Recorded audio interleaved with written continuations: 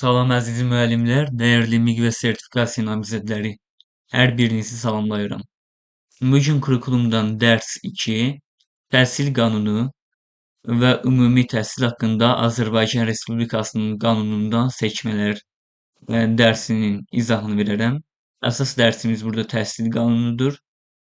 Dərsə başlayaq. Əvvəl planını sizə təqdim edim. Bu dərsdə siz təhsil qanunu, təhsilin pillələri və səviyyələri, təhsil subyektləri, hüquq və vəzifələri, pedaqoji qadağalar və sertifikatlaşdırma, imtahan tələləri və yekun təkrar.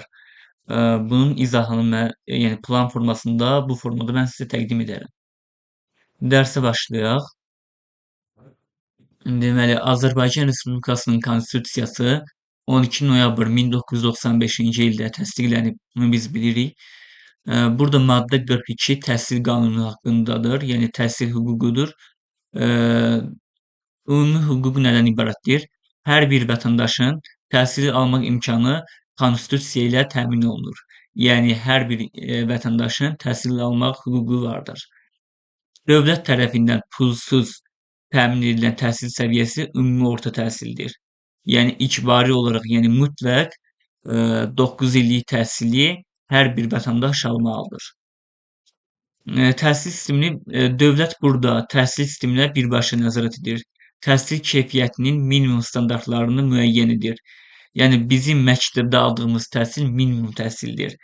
Yəni, məsələn, müxtəlif bölgələr vardır. Kəndlər var, qəsəbələr var.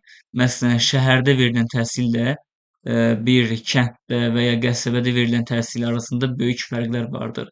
Həm texnologiya baxımından, həm yəni innovasiya baxımından müəyyən fərqlər vardır. Buna görə də təhsil keyfiyyətinin minimum standartlarını dövlət müəyyən edir. İstedadlı şəxslərə dəstək. Sosial maddi vəziyyətindən asılı olmayaraq istedadı olan şəxslərin təhsilini davam etdirməsinə dövlət zəmanət verir bu formada. Yəni, ümumilikdə belə deyir ki, hər bir vətəndaşın demək təhsil almaq hüququ vardır. Dövlət pulsuz icbari ümumi orta təhsil almaq hüququnu təmin edir, yəni 9 illik. Təhsil sisteminə dövlət tərəfindən nəzarət edilir. Yəni, təhsil sisteminə Təhsil Naziri yox, təhsil sisteminə dövlət tərəfindən nəzarət edilir. Bunu öz yadınızda saxlayın, testlərdə sizin qabağınıza çıxa bilər.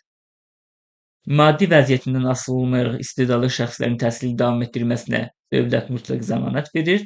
Dövlət minimum təhsil standartlarını burada müəyyən edir. Maddə 42 bundan ibarətdir.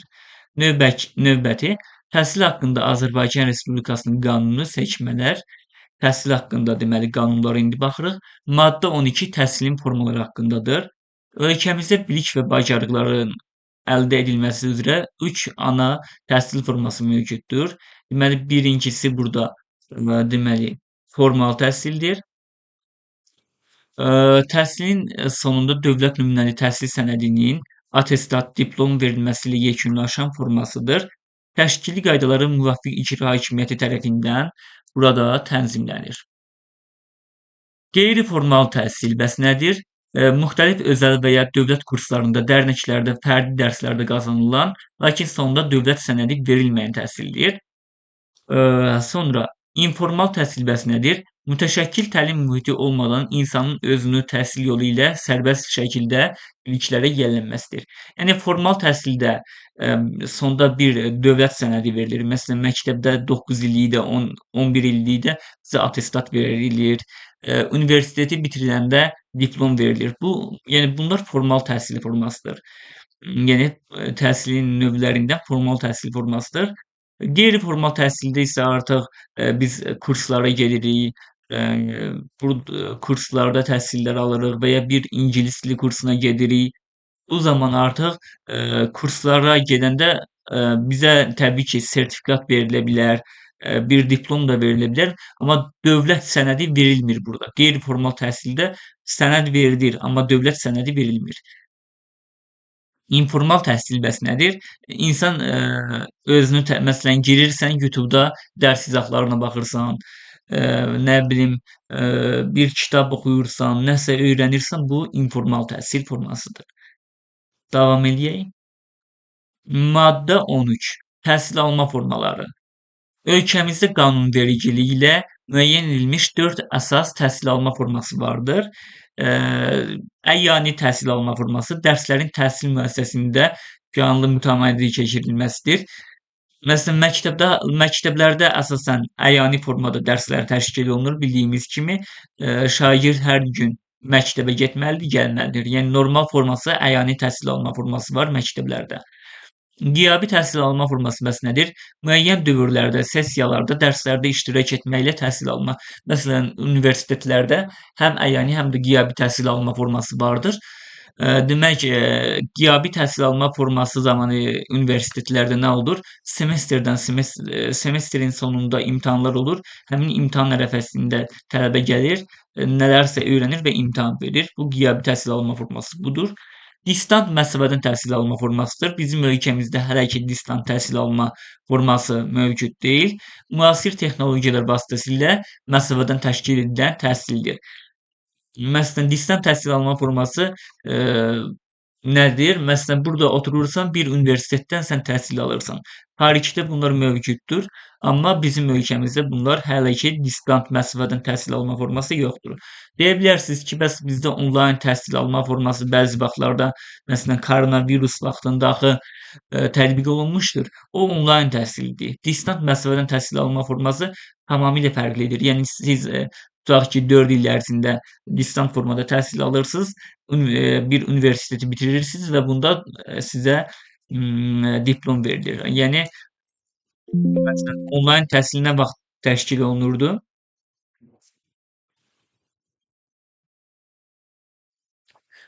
Yəni onlayn təhsil o zaman təşkil olunurdu ki,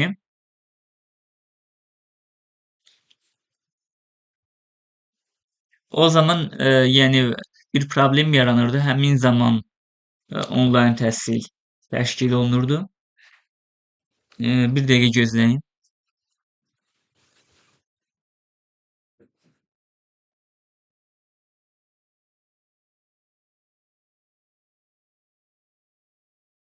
Aha.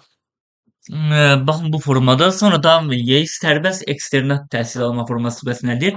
Müxtəlif səbəblərdən təhsildən kənarda qalan şəxslərə təhsil almaq və ya təhsilin hər hansı bir səviyyəsini vaxtından əvvəl bitirmək hüququ verən formadır. Buna bəs nələr aiddir? Məsələn, belə bir nümunə göstərək. Məsələn, hər hansı bir sənəddə əgər problem yaranırsa, sərbəst formada sən gedib, məsələn, tutaq ki, 8 illik bir şagird deyək, tutaq ki, Arif olsun. Arifin valideynləri Rusiyada yaşayır. Arif gedir 8-də oxuyanda gedir Rusiyaya. Yəni normal sağlam bir insandır, uşaqdır. Amma bura qayıdanda artıq deməli, müəyyən vaxt ərzində artıq dərsdə iştirak etməyi, məsələn, 2 il qalır. Artıq 9 illikdə axı bu imtahan verməlidir, nəsə attestat almalıdır. Amma attestatı ala bilmir. Bu zaman sərbəst formada o imtahan verib öz attestatını ala bilər və ya vaxtından əvvəl bitirmək hüququ verən forma. Məsələn, siz 10 illikdə imtahan verib birbaşa universitetə daxil ola bilərsiniz. Bu mümkündür. Sərbəst formada məsələn artıq 10-cu sinifdə siz 11-ci sinifi də yekunlaşdıra bilərsiniz və universitetə daxil ola bilərsiniz.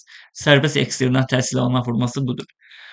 Sonra fərdi təhsil də təhsil alma formalarındandır. Fərdi təhsil fərdi təhsilin artıq 2 dənə növü vardır. Bir var, baxın, fərdi təhsil uzun müddət təhsildən kənarda qalmış şəxslərin fərdi təhsilə cəlb olunma qaydası. Kimlər cəlb olunur? Təhsilə ümumiyyətlə cəlb olunmayanlar, məsələn, universitetə, məktəbə ümumiyyətlə gedilməyən şagirdlər burada fərdi təhsilə cəlb oluna bilirlər. İbtidai təhsili bitirdikdən sonra təhsildən kənarda qalanlar, bunlar da bunlarda da fərdi təhsil təşkil oluna bilir. 4-cü və ya 9-cu siniflər istisna olmaqla digər siniflərdən sonra təhsildən kənarda qalanlar, yəni məsələn 1-i qurtarır, təhsildən kənarda qalır və ya 7-ci sinifi qurtarır, təhsildən kənarda qalır. Bu formada təhsilə cəlb oluna bilirlər. Amma artıq 9-u bitirib, attestatını alıb 10-cu sinifdə təhsil almayıb, artıq yəni bunun buraya aidiyyəti yoxdur. Yəni dövlət əsasən 9 illik təhsili qanuniyyədir də. Yəni mütləq 9 il sən təhsil almalısan. 9 illik təhsil alıb öz attestatını mütləq almalısan.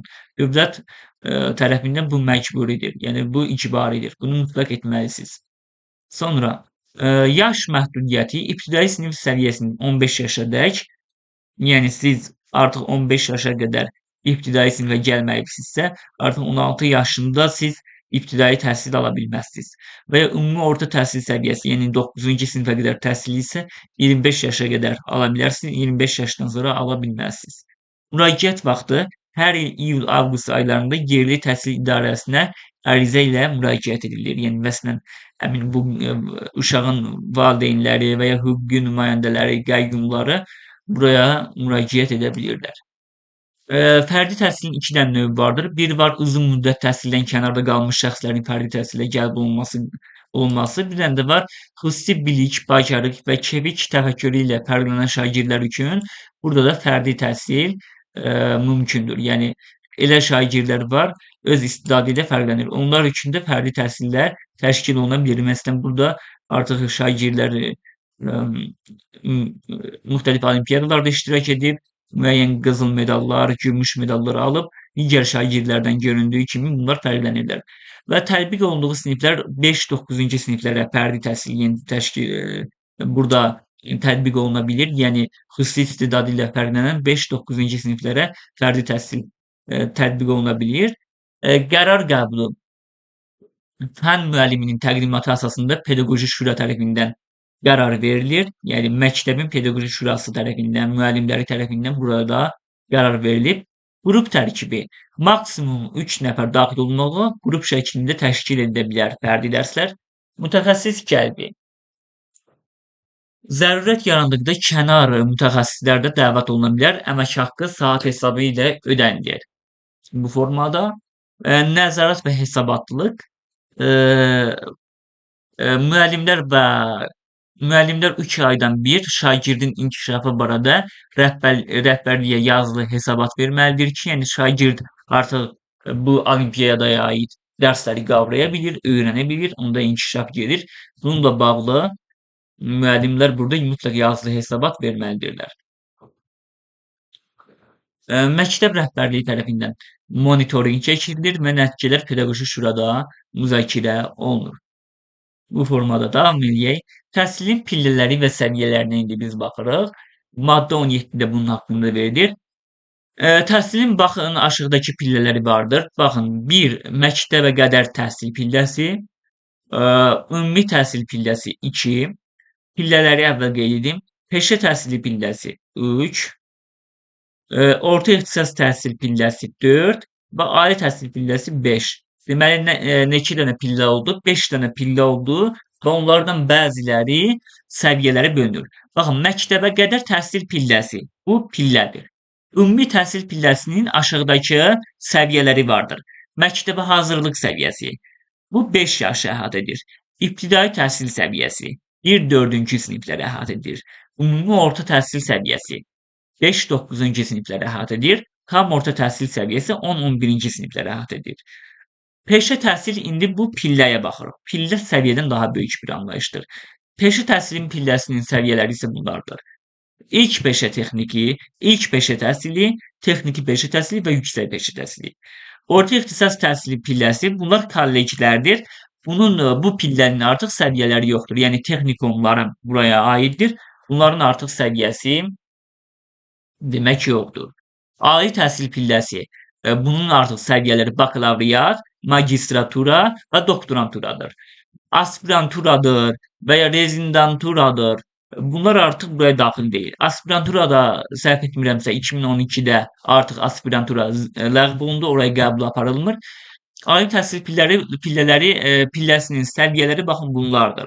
Bakalavriat, magistratura və doktorantura. Bundan ayrı ali təhsil pilləsinin hər hansı bir səviyyəsi yoxdur. Yəni bu formada. Davam edək. İndi baxırıq kurikuluma. Ümumi təhsil proqramı, kurikulum. Baxın, maddə 9-da kurikulum haqqında qeyd edilir. Kurikulum səviyyələri üzrə təhsilin məzmunu müəyyən edir. Kurikulum səviyyələr üzrə təhsilin məzmununu müəyyən edir. İki əsas strukturu qarışdırmayaq. Ümumi təhsil proqramına daxil ümumi təhsil proqramı, yəni kurikuluma baxın bunlar daxildir. Kurikuluma ümumilikdə baxın bunlar daxildir. Fənn kurikulumları, tədris planları, dərsdənkənar məşğələlər, yəni fakultativ kurslar və məktəbdənkənar təhsil proqramları bura daxildir. Bəs fənn kurikulumuna nələr daxildir? Fənnin məqsəd və vəzifələri, tədrisinə verilən tələblər, təlim nəticələri, siniflər və səviyyələr üzrə, təlim strategiyaları, inteqrasiya, fənn daxili və fənlərarası, qiymətləndirmə vasitələri və meyarları, metodik tövsiyələr, fənn kurikulumunu mən sizə ayrı-ayrı izah edərəm. Ümumilikdə burada xülasə formasında deməli verilib. Davam edək. Ümumi təhsilin təşkili, şərtləri, maddə 13. Yaş hədləri. Məktəbə hazırlıq 5 yaşdan, yəni artıq 5 yaşdan uşaqlar məktəbə gedir. İbtidai təhsil isə 6 yaşdan başlanır. Təqvim ilinin sonunadək 6 yaşı tamam olan uşaqlar da qəbul edilə bilər. İcbarilik. Azərbaycan Respublikasında ümumi orta təhsil 5-9-cu siniflər icbaridir. Az kompleksli məktəblər, ucqar kəndlərdə şagirdlərin sayından asılı olmayaraq az kompleksli ibtidai və ümumi orta məktəblərin fəaliyyətinə icazə verilir. Yəni məsələn elə məktəblər var, ayrılıqda orada yalnız ibtidai təhsil vardır. Yəni 1-4-cü siniflər və məktəbə hazırlıq vardır. Elə məktəblər var. Məsələn, elə yəni elə kəndlər var, orada artıq əhali qalmayıb, insanlar gediblər. Orada artıq yalnız ibtidai təhsil təşkil olunur və ya 9 illik təhsil də təşkil oluna bilər. Və bir dənə daha az komplektli siniflər ola bilər. Məsələn, elə məktəblər var, orada 1-ci sinifdə 2 dənə uşaq oxuyur, 2-ci sinifdə artıq 1 dənə uşaq oxuyur. Artıq burada 2 dənə sinifi birləşdirirlər. Bir dənə müəllim burada artıq 1-ci və 2-ci sinifə dərsi tədris edə bilir. Günü uzadılmış qruplar bəs nədir? İbtidai sinif şagirdlərinin təlim nailiyyətlərini və sosiallaşdırılmasını artırmaq üçün gün uzadılmış qruplar da təşkil edilə bilir. Təməyyülləşmə bəs nədir? Təməyyül sinifləri vardır. Tam orta təhsil 10-11-ci siniflərdə təməyyüllər üzrə keçirilir. Təməyyül sinifi ən azı 15 nəfərlə açılır.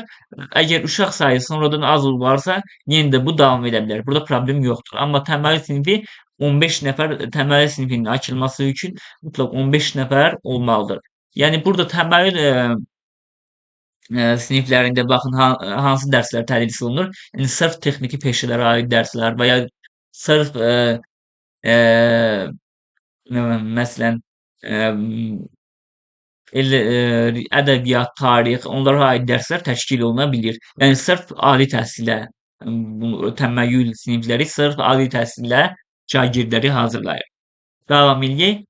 Şagirdlər üçün xüsusi imkanlar və müsabiqədən kənar qəbul. Elə şagirdlər var, ümumi təhsil alırlar. Qızıl digər şagirdlərdən fərqlənirlər. Məsələn, olimpiyadada iştirak edirlər, qızıl və gümüş nişan alırlar. Ümumi təhsili xüsusi nailiyyətlərlə bitirən məzunlar təltif olunurlar. Ali məktəbə müsabiqədən kənar qəbul ola bilirlər. Baxın, həmin qəbul şərtləri baxın bunlardır. Bu şagirdlər ali məktəblərə müsabiqədən kənar qəbul ola bilirlər. Baxın, bunların siyahısı burada verilir. Beynəlxalq fənn olimpiyadalarının yüksək səviyyəli beynəlxalq yarışların qalibləri istənilən ixtisas üzrə, respublika fənn olimpiyadalarının qalibləri müvəffiq ixtisaslar üzrə, məsələn, biologiya qalibi biologiya üzrə və ya kimya qalibi kimya fənni üzrə ixtisas ala bilər. Burada təhsil ala bilər. Amma burada müvafiq ixtisaslar burada vardır. Məsələn, biologiya fənni üzrə olimpiyada qalibi, yəni müəyyən bir qızıl və ya gümüş medal alan bir şagird müəyyən ixtisaslar üzrə ali təhsil ala bilər. Amma məsələn, biologiya üzrə olimpiyada qalibi tibb üzrə artıq o təhsil ala bilməz. Tibb üzrə artıq mütləq həmin tələb olunan balı toplamalıdır. Beynəlxalq akkreditasiyalı proqramla bitirənlər təhsil aldıqları dildə uyğun ixtisaslar üzrə təhsil ala bilərlər. Ümumi təhsil prosesinin iştirakçıları bəs kimlərdir? Burada maddə 21-də bunlar verilib. Buraya bir qədər diqqət yetirək. Baxın, buradakı qaydalara bir qədər diqqət yetirək və MIQ və sertifikasiya imtahanında bu heyətlərin bir-birindən fərqləndirilməsi tez-tez soruşula bilir. Təhsil prosesində iştirak edənlər baxın bunlardır. Təhsil alanlar, uşaqlar və şagirdlər, təhsil verənlər, buraya pedaqoji heyət aiddir, müəllimlər, tərbiyəçilər, məsləhətçilər, müəllim köməkçiləri, gənclər, kağışa qədərki hazırlığı rəhbərləri, psixoloqlar, dialektoloqlar, loqopedlər, uşaq birliyi təşkilatı rəhbərləri, laborantlar, kitabxanaçılar, metodistlər, dərnək və musiqi rəhbərləri, məşqçilər burada ümumi təhsil prosesində iştirak edənlərə aiddir. Tədrisə köməkçi heyət, tibbi xidmət işçiləri və digər texniki köməkçi heyət artıq burada kömək vəzifəsində işləyirlər. Digər iştirakçılar təsisçilər, valideynlər və ya digər qanuni nümayəndələr, təhsili idarə etmə orqanları və bələdiyyələr, təhsil sahəsində əməkdaşlıq edən fiziki və hüquqi şəxslər, test tələsi. Baxın, bunlar sizi çaşdırmasın. Laborantlar və kitabxanaçılar ümumi təhsil müəssisələrində tədrisə köməkçi heyətə deyil, heyətə daxil deyillər. Bunlar sırf təhsil verənlər kateqoriyasına daxildirlər. Yəni laborantlar və kitabxanaçılar da bunlar da demək təhsil verən vəzifəsinə daxildirlər. Bu formada. Burada təhsil verənləri bir daha qeyd edək. Tam formada yadımızda qalsın. Buraya pedaqoji heyət aiddir. Müəllimlər, tərbiyəçilər, məsləhətçilər, müəllim köməkçiləri, gənclərin kağışa qədərki hazırlıq rəhbərləri, psixoloqlar, dialektoloqlar, loqopedlər, uşaq birliyi təşkilatı rəhbərləri, laborantlar, kitabxanaçılar, metodistlər, dərnək və musiqi rəhbərləri, məşqçilər burada təhsil verənlərə daxildir.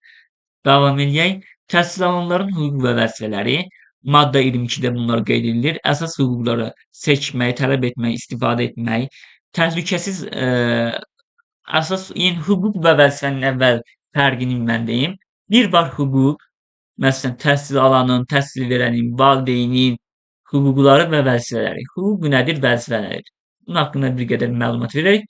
Hüquq və vəzifə. Hüquq və vəzifəni qısa formada belə deyim ki, hüquq sənin əgər hüququndursa, sən bunu istəsən yerinə yetirə bilərsən, istəsən yerinə yetirə bilməzsən. Amma sənin müəyyən hüquqların vardır. Yəni sənin müəyyən bir yəni nələrsə sənə aiddir, başqaları bunu poza bilməz və hüquqlar müəyyən hüquqların vardır ki, istəsən yerinə yetirə bilərsən, istəsən yerinə yetirə bilməzsən. Vəzifə bəs nədir? Vəzifənin hüquqdan fərqi nədir? Vəzifə sən bunu mütləq yerinə yetirməlisən. Buna mütləq tabe olmalısan. Bu vəzifə buna aiddir. Təhsil alanların hüquqları indi baxın hansılardır? Təhlükəsiz və sağlam pedaqoji mühitdə keyfiyyətli təhsil almaq təhsil alanın, yəni şagirdin hüququdur. Təhsil müəssisəsini, tədris dilini, xarici dili, təməyyülü və dərnəkləri sərbəst seçmək şagirdin hüququdur. Yəni istəsə rus dilini xarici dil olaraq seçər, istəsə ingilis dilini. Bu şagirdin artıq hüququdur. Dərsliklərlə pulsuz təmin olunmaq təhsil alanın, yəni şagirdin hüququdur. Biliyinin yenidən qiymətləndirilməsini tələb etmək hüququdur. Ödənişsiz psixoloji yardım almaq şagirdin hüququdur. Məktəblərdə psixoloqlar mütləq fəaliyyət göstərməlidir. Məktəb infrastrukturundan, kitabxana, laboratoriyadan, idman zalından istifadə etmək şagirdin hüququdur. Əsas vəzifələri bəs nədir? Məsuliyyət, əməl etmək, icra etmək. Dövlət təhsil standartlarına uyğun bilik və bacarıqları yiyələnmək artıq şagirdin vəzifəsidir. Dərsdən yayınmamaq, tapşırıqları vaxtında və keyfiyyətlə yerinə yetirmək şagirdin artıq vəzifəsidir. Məktəbin daxili intizam qaydalarına riayət etməlidir, vəzifəndir. Bunu mütləq yerinə yetirməlisən. Pedaqoji heyətə digər şagirdlərə və insanlara hörmətlə yanaşmaq, sağlam həyat tərzi keçirmək, məsələn, siqaretdən istifadə etməmək, təhsildə əməkdaşlıq etmək, öz sinif deməli sinif uşaqları ilə, şagirdlərlə əməkdaşlıq etmək, bu şagirdin artıq vəzifələrinə daxildir. Sonra təhsil verənlərin hüququ və vəzifələri bəs hansılardır? Təhsil verənlər isə bildiyimiz kimi burada müəllimlər daxildir. Bunların bəs hüquq və vəzifələri hansılardır? Müəllimin hüquqları baxın bunlardır. Təhlükəsiz iş və normal təhsil şəraiti ilə təmin olunmaq. Tədrisin forma, metod və vasitələrini sərbəst seçmək. Yəni sən istəsən bir müəllim olaraq dərsi cütlərlə təşkil edə bilərsən, istəsən bir adi formada qruplarla təşkil edə bilərsən. Bu sənin artıq hüququndur. Bunu sərbəst formada sən özün təyin edə bilərsən və seçə bilərsən. Şərəf və layiqiyyətinə hörmətlə yanaşılmasını tələb etmək, ixtisasını artırmaq. Baxın, ixtisası artırmaq artıq nədir? Hüquqdur. Yeni ixtisas almaq, staj keçmək, elmi dərəcəsini yüksəltmək, bu təhsil verənin, müəllimin hüququdur. Təltif və mükafatlandırılmaq təhsil verənin, yəni müəllimin hüququdur.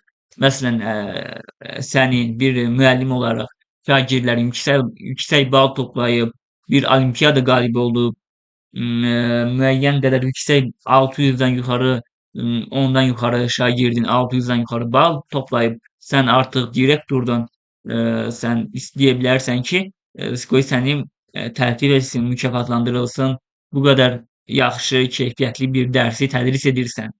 Təhsil müəssisəsində vəzifə tutmaq, seçkili vəzifələri seçmək və seçilmək, yəni məsələn, sinif rəhbəri olmaq, bu sənin hüququndur, bunu ola bilərsən. Müəllimin bəs vəzifələri nələrdir? Yəni müəllim mütləq bunlara əməl etməlidir. Sertifikatlaşdırmadan keçmək müəllimin vəzifəsidir. Bu hər 3 ildən bir aparılır. Təhsil proqramının, kurikulumunun mənimsənilməsinə təmin etmək, ixtisasını artırmaq, müasir təlim metodlarını tətbiq etmək, şagirdlərdə azərbaycançılıq, dövlət rəmzlərinə və dəyərlərə hörmət formalaşdırmaq, şagirdləri fiziki və psixi zorakılıqdan qorumaq, valideynlərlə əməkdaşlıq etmək və şagird aidiyyətləri barədə məlumat vermək, etik davranış qaydalarına və daxili intizama riayət etmək artıq müəllimin mütləq vəzifəsidir.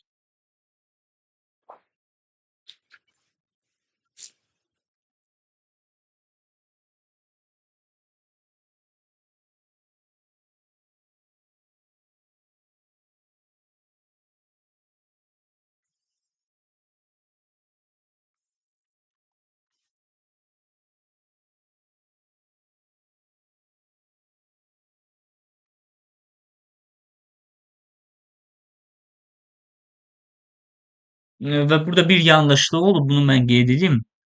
İxtisas artırmaq artıq İxtisasını artırmaq bax burada vəzifədir, hər ikisində düşüb. İxtisas artırmaq artıq müəllimin bir vəzifəsidir. İxtisasını artırmaq, yeni məsələn biliklər əldə etmək, bildiyimiz kimi kurikulum bir dənə sabit qalmır, inkişaf edir daim. Məsələn elə e, Dövlət Təhsil Naziri tərəfindən elə interaktiv dərs modelləri olar ki, siz burada mütləq təlimləri qoşulub bunları yiyələnməlisiniz.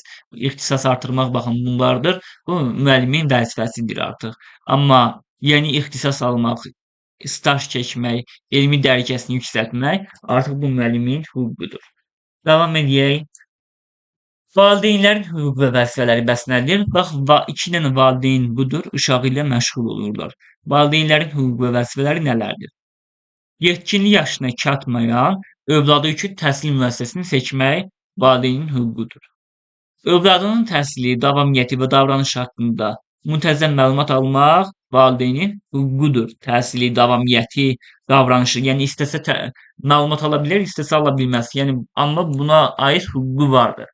Təhsil müəssisəsinin idarə olunmasında iştirak etmək, təkliflər vermək və könüllü iyanələr etmək artıq sənin hüququndur. Sən könüllü formada məktəbə müəyyən qədər iyanə, pul vasitəsi verə bilərsən ki, müəyyən qədər burada təhsilə kömək olasan, bu sənin hüququndur. İstəsən edə bilərsən, istəsən edə bilməzsən.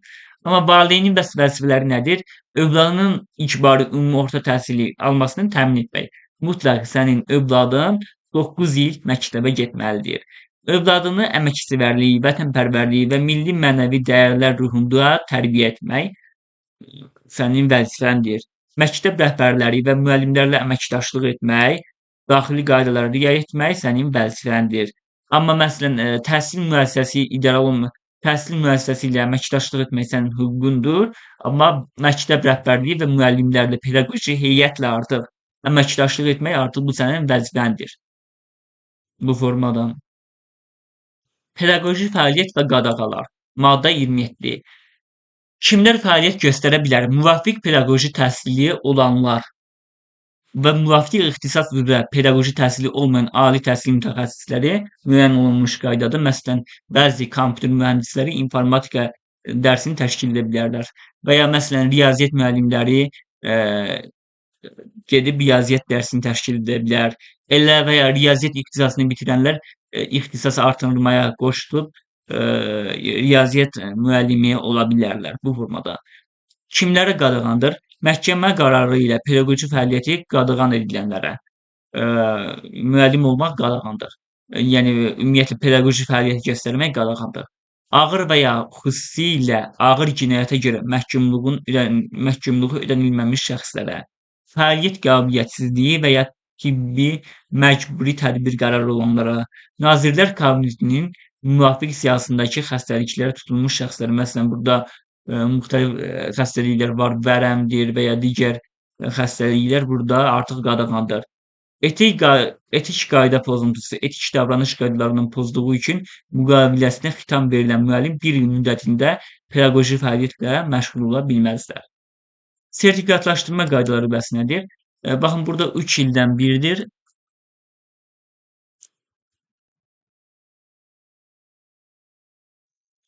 3 ildən bir imtahanlar təşkil olunur. Müəllimlər 3 ildə bir sertifikatlaşdırmadan keçirlər. Uğurla iştirak edənlərə 3 il pedaqoji fəaliyyət hüququ verirlər. Sertifikatlaşdırmadan azad olanlara bəs kimlər daxildir? Sertifikatlaşma prosesindən kəsilənlər buraya aiddir. Hamilə qadınlara aiddir. Uşağı 3 yaşınadək sosial məzuniyyətdə olan və işə qayıtdıqdan sonra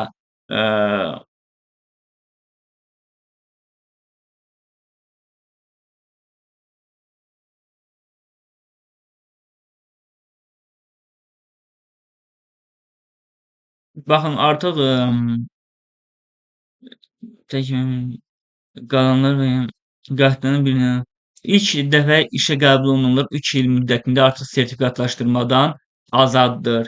İlk dəfə işə qəbul olunanlar və ya uşağı 3 yaşınadək sosial məzuniyyətdə olan və işə qayıtdıqdan sonra 1 ildən az işləyən qadınlar və ya tək başına böyüdən kişilər sertifikatlaşdırmadan müəyyən vaxt qədər azaddırlar. Azı 3 dəfə sertifikatlaşdırmadan müvəffəqiyyət əldə edən şəxslər artıq yenidən sertifikatlaşdırmada iştirak etmək məcburi deyil. Deməli artıq sertifikatlaşdırmadan kəsilənlər və ya üzürlü səbəblərdən gəlməyənlər bəs bunlar haqqında müəyyən qanunlar var. İş yerini saxlamaqla 1 il ərzində təkrar sertifikatlaşdırmada iştirak edirlər. Yəni əgər sən getdin sertifikatlaşdırma prosesindən kəsildinsə, 1 il müddətində sənin iş yerin saxlanılır, amma 1 ildən sonra təkrar imtahan verirsən, əgər sertifikatlaşdırmadan kəsilirsənsə də artıq əmək müqaviləsinə uyğun formada sənin işinə xitam verilə bilər və əksər hallarda da burada xitam verilir. Bu formada dərsimiz bu qədərdir. Dərsi izah etdim. Dərs sizə faydalı oldusa, müəyyən qədər məlumatlar öyrənə bildinizsə, zəhmət olmasa kanala abunə olmağı, bəyənməyi də unutmayın. Bu da mənə motivasiyadır ki, mən əgər görsəm ki, yeni insanlar kanala abunə olurlar, dəstək olurlar, mən bu formada yeni izahları kanala yükləyərəm. Sağ olun, salamat qalın.